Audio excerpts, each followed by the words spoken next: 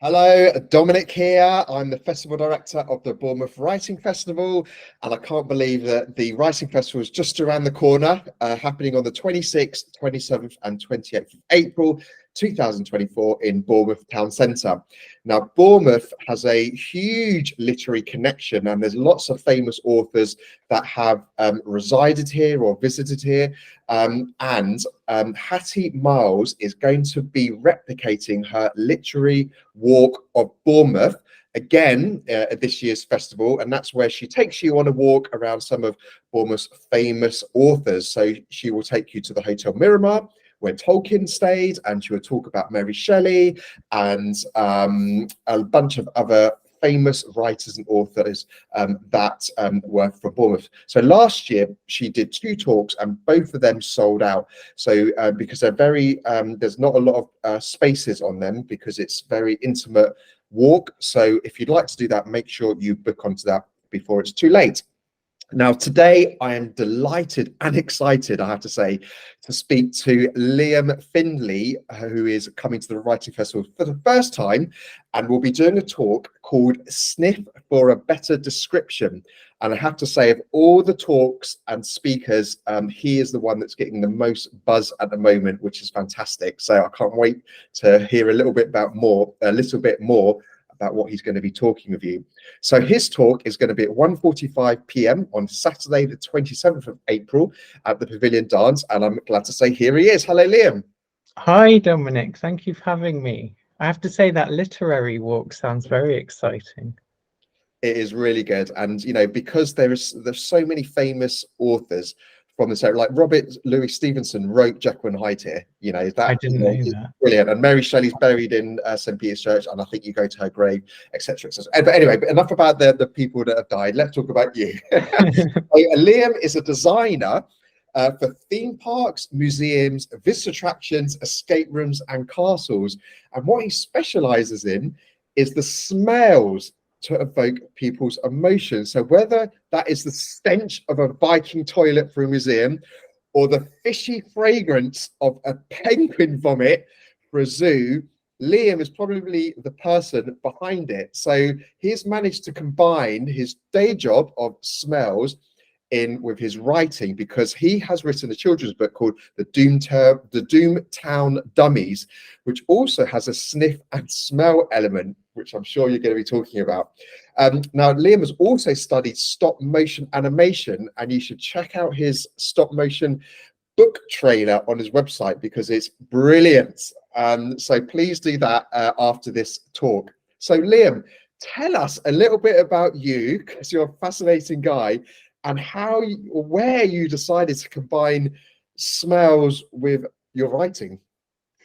Well, thank you for the lovely introduction. Yeah, so like you said, I work in attraction design, so designing experiences for attractions and events. And I also work for a company that makes smells for these attractions. So it might be smells to engage people, or to kind of bring history to life. And as you might know from your experience with attractions, a lot of when you're working on attractions, it's often about telling a story. And I find that when I'm working with smells as well, it might be to make people feel scared, or to kind of make them feel empathy for people in the past. So when I started writing my children's novel, which I have here, the Doom Town Dummies, it was just felt kind of natural, I suppose, partly because I know a lot about smells as well, natural to incorporate smells into the story. And the main character is a character called Colette, and she has what's called the second smell, so she can communicate with the dead through her sense of smell, and that kind of allows for some interesting ways of describing smells, but also there's lots of communication via smell. So it was a kind of a fun thing to explore, and children like smells as well, especially the bad ones. So it worked out quite nicely. I definitely remember the bad smells, like going to the London dungeons and hearing and smelling, you know, that stench. But I also know, you know, from my background, that smells can be very kind of hidden away and subtle. So, you know, like Christmas, and you can, you smell pine needles when you walk in. That's not from the fake Christmas trees, is it? It's from a smell that's being pumped in. And obviously, when you go to supermarkets, and they pump the donut smell to make you make your mouth water, and then so it's such a fascinating industry, and I love that you've kind of combined that with your writing to it is a USP. It's different. So your title of your session is Sniff for a Better Description. So tell us what's going to happen in your talk, and I seem to remember there's some interactive elements in there as well. Yeah, well, in kind of using smells to describe things in my book, I was thinking about how smell has kind of helped me avoid certain cliches in terms of describing things. And in my event, in my presentation session workshop, we're going to be looking at descriptions, and we'll start looking at one that's potentially a bit cliche, and then see how we can enhance it with multisensory descriptions. Or in fact, we'll look at a real life example, and then we'll get lots of smells out naturally. And there'll be lots of sniffing, and we'll look at how smells can be described, because smells are actually very tricky to describe. If you have the smell of lavender, for example, you might say it smells like flowers, or it smells like something else that isn't the actual thing. Or you might say it's good or it's bad, but other than that, it can be really hard to describe smell. So there's a certain challenge in that will hopefully open people's minds to new ways of describing things, maybe connected to emotions, or look at how you could maybe describe a smell with a color, or a sound, and kind of just open people's minds more. And you're right, because I think what this talk will hopefully do is that open people's minds, and so it's, we're not just describe this in terms of a better description. You're not focusing just on, okay, what does an orange smell like, or what does lavender smell like? It's actually, okay, well, how can you invoke lots of different senses to try to get different words out to describe different scenes, etc. Yeah.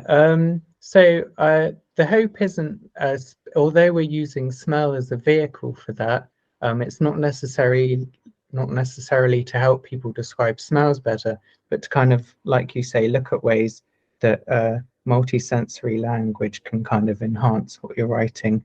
And also, once we've looked at interesting ways of describing, we'll also look at ways that you can kind of use multisensory elements as interesting tools in your story.